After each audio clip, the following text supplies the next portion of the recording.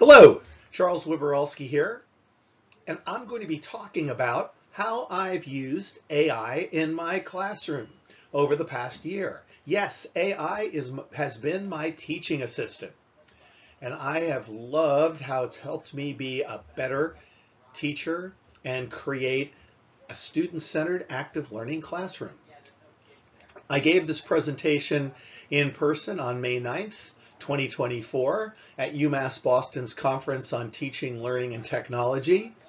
And this is a recorded version after the fact, recorded on May 14th. So I've been using AI in my classroom for the past year.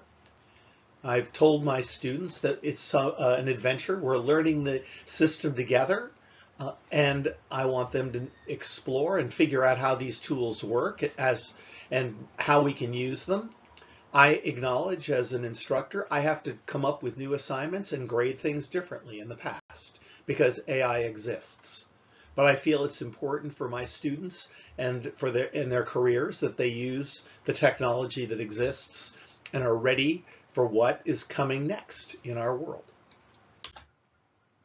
So I require my students to use AI. We are learning together. We're seeing how it works. We're trying new features, and we're talking about ethical issues. And it's a vibrant classroom that way. And I love how students are continually pointing me in the direction of new tools. AI is allowing us to go deeper into the material. Here we see the famous Apple case, and on the graph, I have the stock price at the time the case is written. And the case asks the students to say and predict what's going to happen over the next few years. Well, that's happened, and we can see. We see the huge increase in Apple's value to become the most valuable company in the world. Now, I can ask AI to answer that question. What's going to happen to Apple over the next few years? And here we see what Google's Gemini had to say. We also ran it through Microsoft's Copilot. We can compare the two outputs to see what they have to say. And then, with that in hand, I can ask my students to then write about what's going to happen now, today, and over the next few years. Where is Apple going to go? And that's the way they can use their analytic skills.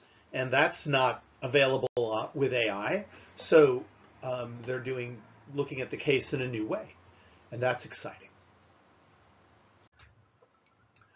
AI can read articles. This is Natural Reader. Natural Reader is an app that will read an article out loud. And so for my students who are commuting to campus, they can listen to an article on public transportation or in their cars.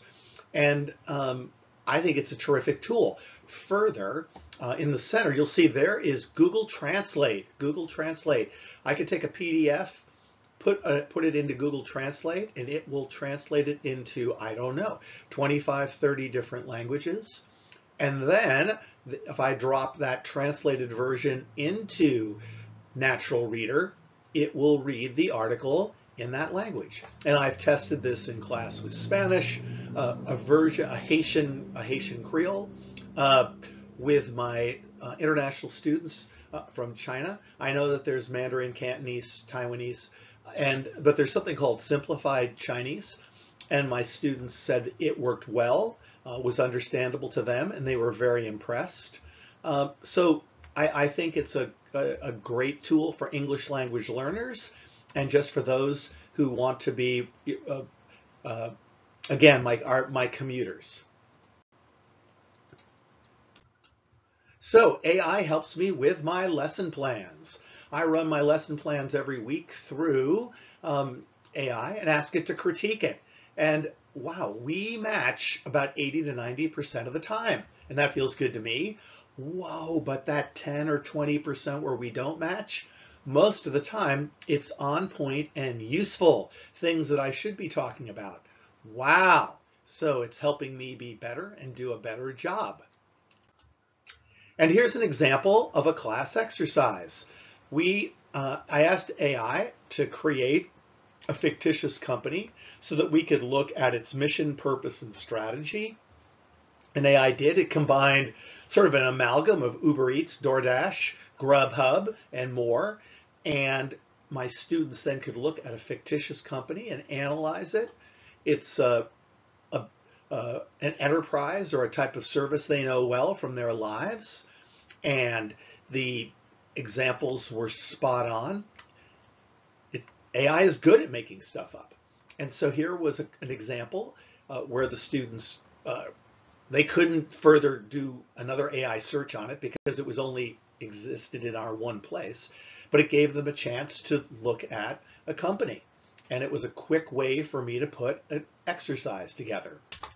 Now, we also had a look at the logo. Generate the logo. Here's Microsoft's Copilot generating a logo, generating some marketing material. It's not perfect. The systems will get better, but the idea that we can use AI visually in this way is pretty great. I am using AI to create rubrics. Yes, I used more rubrics this past semester than I have in any previous semester. AI can quickly generate a draft. It almost always needs revision, but because I have a draft, it's a huge time saver and I can fill in the details. And here you see one of my rubrics as a work in progress. And as a result, I am grading fairly, and it's a big time saver. And my students appreciate the consistency and notice this approach and think it's great. AI does data analysis and visualization. Here we see Google's Data Common. Whoa, it is connected to the Census Bureau and data sources from around the globe. And it is amazing at how quickly you can put in a sentence like here, how does diabetes correlate with how does income correlate with diabetes in U.S. counties? And here it is. In seconds,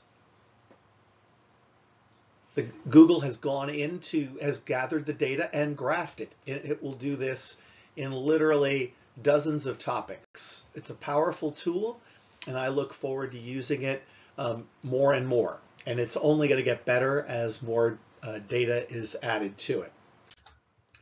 Now, we know that new statistics courses are coming. We don't know what they'll look like yet, but I'm pleased that other universities here at UMass Boston, we're a stop in the Red Line, and there are a few more schools that have stops in the Red Line, and they're working on this, and I am excited. I hope to be teaching a course like this in the not too distant future. Now, we have the Voice Wars. The Voice Wars. Whoa, Microsoft has invested $10 billion in OpenAI. Whoa, and Amazon has invested $4 billion in Anthropic. They're the Anthropic. They're the creator of Claude 3. OpenAI created the chats, GPT-3, 4, and more to come. And so we know that the voice software will be part of where things are going. We have the leaders, but there's competition. We see in China and in elsewhere there are other voice programs exist. They will be connected to AI, and it's an exciting world is coming.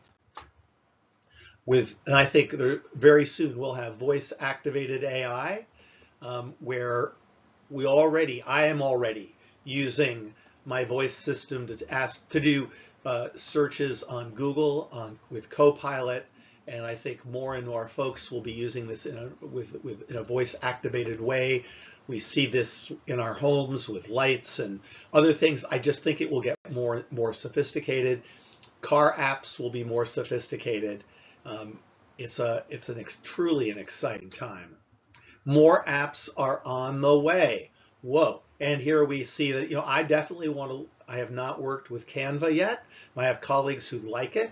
I hope to work with some of these other apps. Voice enhanced Excel. Wow. Wow.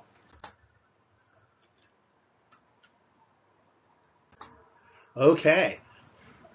And I'm urging my students to use AI as a study companion. And I am learning how to use it as a tutor. I've just started, but you can have a conversation with AI about something. It's important that you tell AI what your role is and what its role is. But um, I've been reading articles about how powerful it is, and I've done a couple of short little demos that have me very encouraged about how AI can be an excellent tutor. So, grading apps are being developed. Whoa, I have not used one yet, but here's one that's just come in this week. It's called CoGrader, and it was recommended by EduTopia, and that's, for those who don't know, that's George Lucas's educational foundation. And I've always wanted to be a Jedi, try to be a Jedi. So here we go. I'm going to look and see how good is one of these AI grading apps. What will that mean for my world? Well, thank you for listening. It's an exciting time, and I look forward to continuing to work with AI and see where this takes us.